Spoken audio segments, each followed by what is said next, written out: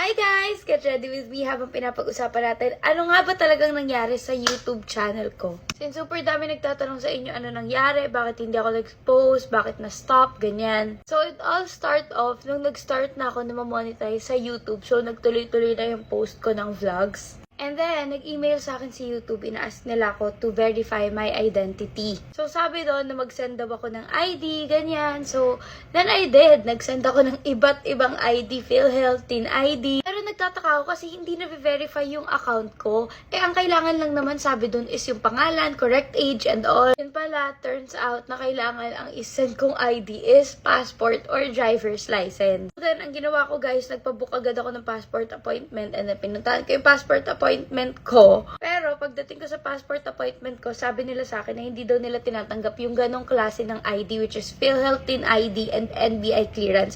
Tatlong ID na yung pinakita ko, bawal pa rin. So sabi sa akin, kuha daw ako ng postal ID kasi yun lang daw yung pinakamabilis na ID na tinatanggap nila. But turns out, postal ID is suspended, so hindi ka pwedeng makakuha. So stress na stress ako, anong ID kailangan kong kunin para makakuha ng passport. Kasi nga, diba sa Philippines, para makakuha ka ng primary ID, kailangan mo rin mag-submit ng primary ID. Super stress na ako at this time, pero sige, upload pa rin ako ng vlog kasi nga since hinahanap nyo talaga yung vlog ko. Until one day, nag-email sa akin si YouTube. Ito yung pagka-upload ko ng part 2 ng Siargao, may nag-email sa akin. Sabi ni YouTube sa email na temporarily tinatanggal niya yung ads sa YouTube ko. Ito na yung time na sobrang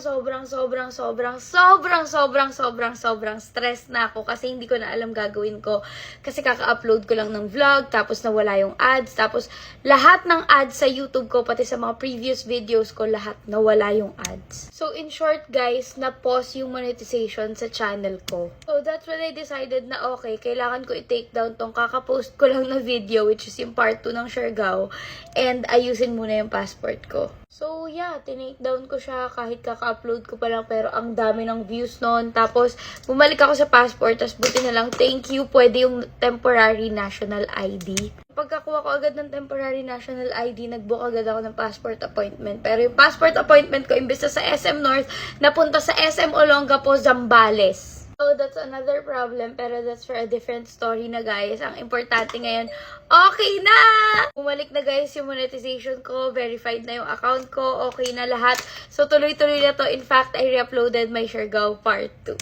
So, watch nyo na guys yung Siargao part 2. Promise, super fun yun. Link in my bio. I'm so excited dahil bumalik na talaga yung vlogger Kriza. And ang dami rin kasi naghahanap sa inyo talaga ng vlog.